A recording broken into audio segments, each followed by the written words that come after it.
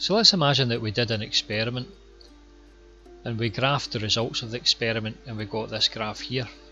And let's say this graph was of the form y equals a times b to the power of x.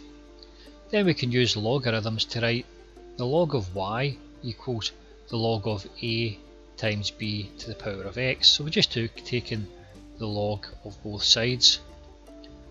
So then we can use the rules for logarithms to say that log of y equals the log of a plus, now this would be log of b to the power of x, but we take the x down and we'll be left with our x log b. Now this thing here is similar to the equation of a straight line. The equation of a straight line is given by y equals mx plus c. So in this case the y is actually the log of y, the m is actually log of b, and the c is log of a. So I've noted these down here.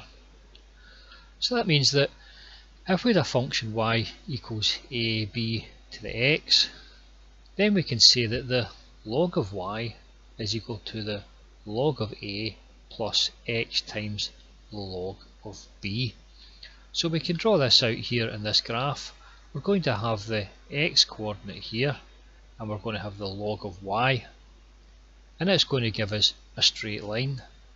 And again, the straight line there is going to be given by the gradient log of b, and the point at which it cuts the the y-axis is going to be given by the log of a. So this is best seen by example, so we'll go ahead just in a minute and we'll see an example of this.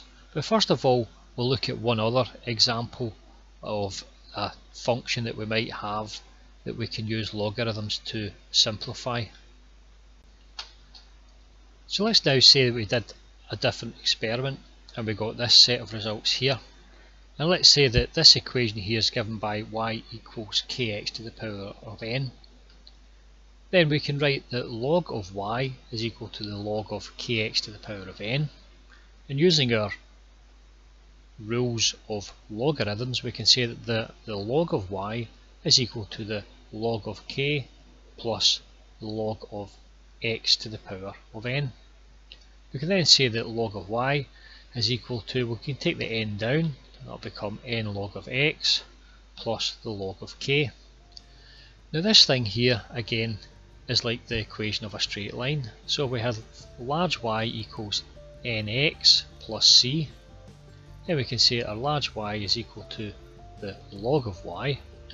Our large x is equal to the log of x, and our c is equal to the log of k. So that means that if y equals kx to the power of n, then we can say that the log of y equals n log of x plus the log of k.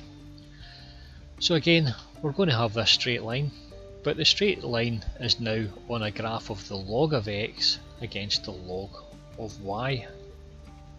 So this straight line graph will allow us to find the values of our n and our k. So the best way to understand these is to do examples, so we'll go ahead in the next video and we'll do a couple of examples of both these different types of equations.